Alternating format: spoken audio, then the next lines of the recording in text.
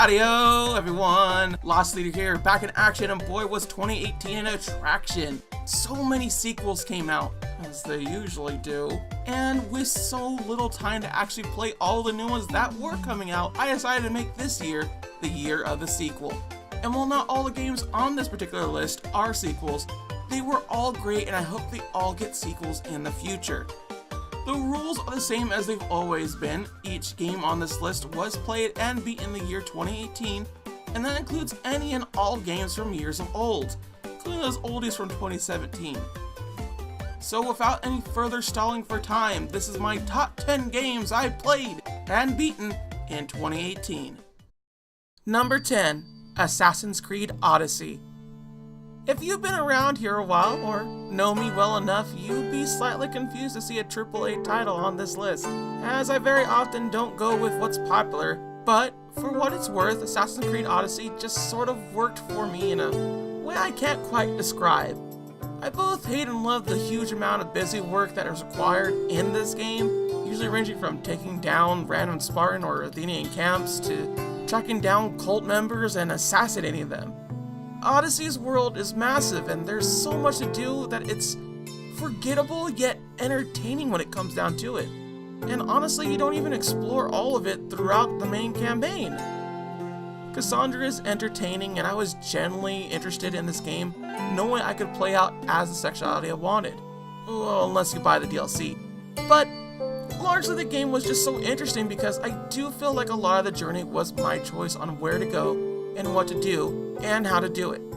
I didn't have to slaughter all those Athenians, but hey, a gal messes up sometimes. You just kinda have to make sure there are no survivors.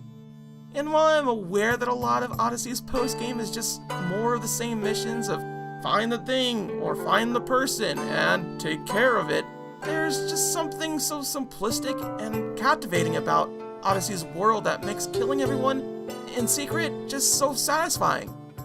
Unless you're on a boat. The boat sucks. Number 9, Bloodstained, Curse of the Moon. I miss Castlevania, and boy does Bloodstained Curse of the Moon fill that void and more. Not only did Curse of the Moon release free for all backers of Bloodstained, but the game is just polished beyond belief. Curse of the Moon plays like the original Castlevania game by requiring you to have proper spacing, jumping, and items to get to certain areas, while also adding extra characters to help mix up gameplay. Or you could just pick the old man and have the gameplay for you. What's really great about Curse of the Moon is that each boss feels like they have plenty of flash and substance throughout the game, with each stage ending in a boss fight and having a clear pattern to actually take them down just really makes you feel like you accomplished something, or you just barely survive something each and every time you encounter one.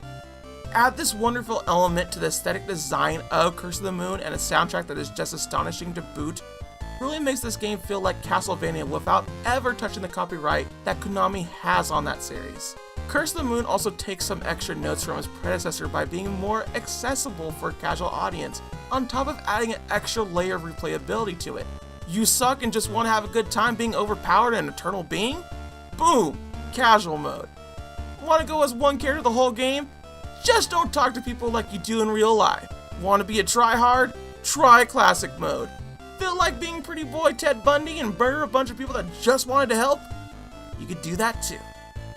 Curse of the Moon has so many options for how you play it and what paths you take, while also being challenging yet never frustrating. It's honestly amazing that they made a functional Castlevania 3 remake without anything that held Castlevania 3 back. And if Curse of the Moon is any indicator of what the actual Bloodstained is going to be about, we as an audience have nothing to worry about because it literally does everything Castlevania does, but fresher, easier, and better. Number 8, Tales of Xillia 2.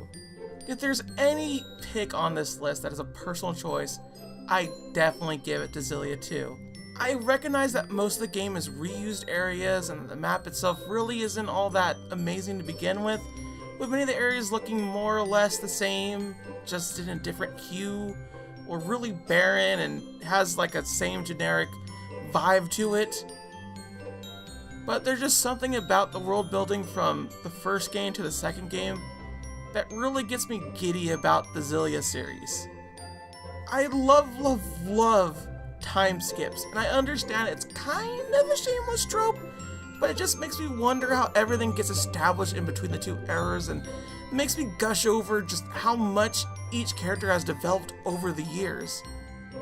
And Tales of Xillia 2 is pretty much just that. It's one huge time skip that shows the cast of Xillia 1 and how they're faring in comparison to the ending of what happened in the first game. But please don't make my impression about this game fool you, as you very well could play this game without any knowledge of the first one, because the game is mostly about the new cast addition Luger.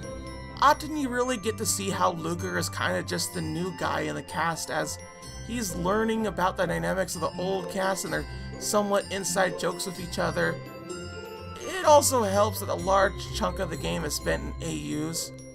No, like, for real AUs, like... Suppose that I tried to destroy it all. What would you do about it? And you always got characters commenting or shocked at what happens in these different alternate dimensions, just trying to figure out if they went down this path or that path, and what choice they used was the correct one, and just them having self-doubt, and just... I am totes on board for this cry train. And honestly, I think that's what really gets me about this game. World building and character interactions. And while that certainly isn't something everyone can enjoy for a sequel, I eat that up. Like Rolo eats food. Number 7. Suikoden 2. While a lot of people will tell you that playing the original Suikoden is important to playing the second game, it simply isn't the whole truth. Suikoden 2 draws a lot of callbacks, references, and characters from the first one, but it stands as its own story and game. Put bluntly, playing this game with no experience with the original Suikoden makes it a weaker story, in the sense that you won't get some of these callbacks or inside knowledge. It's so weird to talk about Suikoden 2 without mentioning the first one, because it sets itself up as such a good sequel, and yet the narrative is tied entirely to the three main characters you start out with. With a lot of mishaps with war, battles, and politics, Suikoden 2 isn't playing around with how much you impact the war effort, and the consequences of your actions. And it's not like Suikoden 2 doesn't have these fun moments with its characters, or little minigames to distract you, like Iron Chef. No, like, for real. There is a whole minigame based on like this really edgy Iron Chef thing, and like people die! It's just a lot of drama you as the main protag face always feels a bit, personal. And as you grow your army and advance the story, it just keeps getting more and more personal to the point that the end really isn't focused on a big bad villain, but rather what is close to home. Which is weird because this game has a lot of war and a lot of death, and have I forgot to mention the main villain of this game is a freaking psychopath! Like, he literally makes people oink to beg for their life. Like, what the hell, dude? It even takes like 3 different groups of people to take him down, and even then it's like still not fully the end. Like, what? Number 6. Tales from the Borderlands. The way Telltale tells their games usually don't give me a good feel for the world or characters around me. Borderlands, though, it already has an established world, characters, and everything in between. And Gamble really did a great job of working off the established lore, previous characters, and the world itself. And I have tried to play Borderlands one time before when it was on the PS Plus, and I just didn't enjoy it. But this game is actually giving me second thoughts as I learned a little bit of everything when I played through it. Handsome Jack is a constant delight through the game, providing needed comedy and quips throughout the episodes. And the dynamic between the 2 co-worker friends and the sisters is charming throughout and well developed as well. That doesn't even talk about how cool it is that you're sort of playing through the game between 2 different perspectives and stories that really help break up the pacing and flesh out the world. Honestly, it's amazing how much quirk, charm, and substance shine throughout the dialogue and help build everything throughout each episode, while also providing some emotionally substantial moments along the way. Really, if you've ever been curious about trying this Telltale game, please do, because it didn't sell very well, and Mama wants a sequel. Number 5. Doki Doki Literature Club. This is a free game from 2017, and I apologize for waiting to play it for as long as I did, because, wow. is this an experience? For those out there not willing to read warning labels, Doki Doki Literature Club is a psychological horror game that starts rather cutesy, but once it pushes that gas pedal, don't expect it to stop. The reason I put this so high up on the list is because the game does deserve all the praise it gets, and this game is such a great showcase of how to make a player feel creeped out, uncomfortable, and on the edge at all times without the need of jump scares or a rather gory setting. And while there are a few moments that fall into said tropes, they are short, fast, and most importantly, serve a purpose. Doki Doki Literature Club is able to show just how well it could do horror, and for someone that is constantly too scared to actually play horror games, that means a lot. Number 4. Danganronpa V3. Danganronpa continues to surprise me with how each entry I played so far just gets more and more into it. I'm hitting this franchise to loving the third game enough to put on this list. The best way I could describe V3, it's a surprise. Every chapter, every trial, every character surprised me with how much I loved them, loved to hate them, or otherwise grew attached to in some way, shape, or form. Each character feels fleshed out enough that their potential is never wasted, and there's always something to latch onto to make you like them or at least understand them. It also helps that the annoying mechanics for the first two games have gotten ironed out, and we now have a more doable set list of minigames, with Hangman's Gambit not being full garbage. With multiple character arcs that all pay off in various ways without having to dive into free time events, and just a bunch of surprises this game has in store for you, V3 does a great job with this cast of characters. Number 3. Super Smash Bros. Ultimate. What more can I say about Smash Ultimate? Like, really? It has the best single player content since Melee, it plays as a hybrid of 4 and Melee, it has 76 different playable characters that are going to grow even more with DLC. The stage list is so big I constantly get lost in it. It's fun to collect spirits as it acts as like a new event mode and you constantly get lost in that little situation too. The soundtrack currently sits at an outrageous 876 songs. World of Light is like a 20-hour campaign and 30 if you decide to collect everything. And you can save a personal set list of how you like to play the game, which is honestly one of the most helpful and surprising features out there. Hashtag YOLO set for the win. And this is all base content. Geez, Super Smash Bros. Is becoming such a huge game that it's hard to even describe what the game is like without, listing everything. Also, they bought Pretty Lady Palutena, and honestly, I'm all about that life. Number 2. Gravity Rush 2. For the larger portion of people out there that still haven't played Gravity Rush 2, or the original for that matter, please have it in your heart to get these games. While the first one is a fun little ride for the PS Vita, the second is a massive improvement on Kat's adventure, and honestly, it's kind of impressive how big and grand they made her adventure. There are plenty of recurring characters from the first Gravity Rush game that get a good amount of character development here. And while it certainly helps to play the first game, I would be lying if I said I remembered it all that well. So don't be afraid to dive into the second game if you're worried about character plot points, because honestly, they're either addressed properly or they were a little bits to begin with.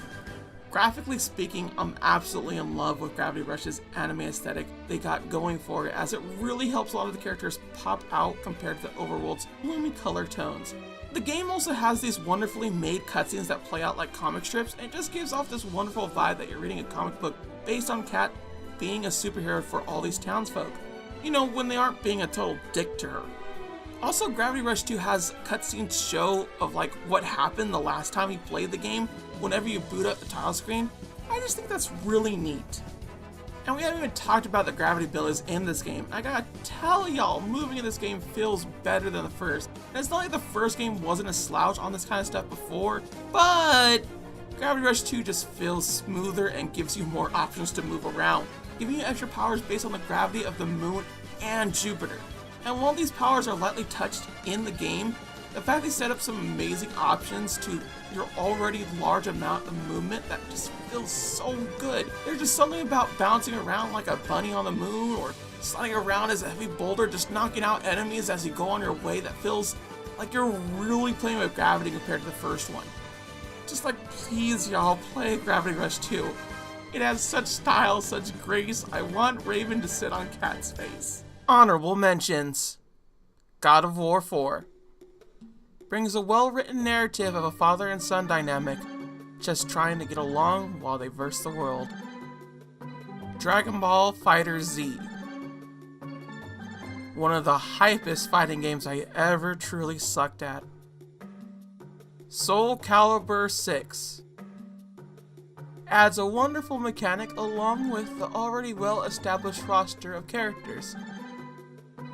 Octo Expansion. Adds far more to the lore of Splatoon while also making it one of the most unique campaigns to grace gaming. Megaman 11. The Blue Bomber is finally back with a refreshing mechanic that still shows the series can improve after all these years. Number 1. Dragon Quest XI. Echoes of an Elusive Age. Dragon Quest really is a tried and true formula. Like most previous entries in the series, Dragon Quest XI has you level up battling random monsters throughout the world and allocating points to help really build your characters throughout the journey. The nifty thing about this whole premise though, you could pretty much avoid all the monsters out in the field and just fight the bosses. Or if you felt you built your character wrong, you could literally change their setup at any given save point, given you have the money to do so. The game just has so many options available right from the start that help give a player agency in how they want to play the game, that it never feels like the game forces you to do what you don't want to. Unless you decide to put on Dragonian Quest, then that's on you. And while very little of the combat in Dragon Quest has changed, Dragon Quest XI thankfully has one of the most charming new additions to the Dragon Quest battle system to date. No, I'm not talking about stupid all-range mode. I'm talking, of course, about Pep and Pep-up attacks. See, Pep is a sort of mix of what the charging mechanic was back in 8 and 9, but instead of being able to control it, it kinda happens at random or till you get beat up a lot. This both helps it stay from being abused and also comes in a pinch. This is also piled on by the fact that each of these attacks are mixed together with some sort of cool fancy cinematic featuring each pet character doing something cool, stupid, or even goofy. They are by no means very long, or require any input from the character, but they really help showcase the personality of each party member to you. And that, folks, is the underlining wonder and awe of Dragon Quest XI. Its cast of characters. Each character has their moments and personality that just sort of work so well with each other. The way they act toward each other never feels hollow, and they all have some sort of stake in the adventure you're going on. Eric is sort of your best bro throughout this whole venture, and is the first member you meet once you set out on your actual journey. The twins are also charming in their own way with the way they interact with each other and everybody else. While Serena is the sweet girl and easily the lovable little sister type, Veronica, on the other hand, is the real, and I absolutely love how much she doesn't put up with anyone's bull. Alright, Big Mouth, that's enough. Sylvando, on the other hand, is perhaps one of the best LGBT reps out there. And honestly, I'm really confused how such a JRPG got such a progressive outlook on such a character. All the other characters have plenty to add to the story too, but for the sake of time, let's just say the rest of the characters really help bring this ragtag group of people into a more family situation. Things are also further improved with this game as the story falls into 3 different acts altogether, with acts 1 and 2 being the main story of the group coming together and overcoming the main villain of the game, learning about each other, and even collecting the 7 Dragon Ball or things. Act 3, however, is entirely a post-game thing, and honestly one of the most clever ways to make sure each decision that was made throughout the past 2 acts still had meaning in both a story perspective and gameplay one. Honestly, when it comes down to it, despite nearly everything being a linear endeavor toward your end goal, it always feels like you have weight when it comes to the gaming world. People legitimately die in this game, meet tragic endings, experience hardships, and even redeem themselves. It's just something that isn't seen too often in this media. Sometimes bad things stick, sometimes the villain wins. Sometimes you have to go through the pain to experience something better. I think that's what really makes me love Dragon Quest XI in the end. It just feels so genuine, and my number 1 game for 2018. Well folks, that was my gaming experience for the year 2018. And I hope you had just as good or even better 2018 experience as I did.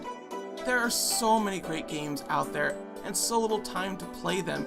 So if you know any games I missed along the way, please let me know on any given social, in the comment sections, or heck, just yell them out really loudly.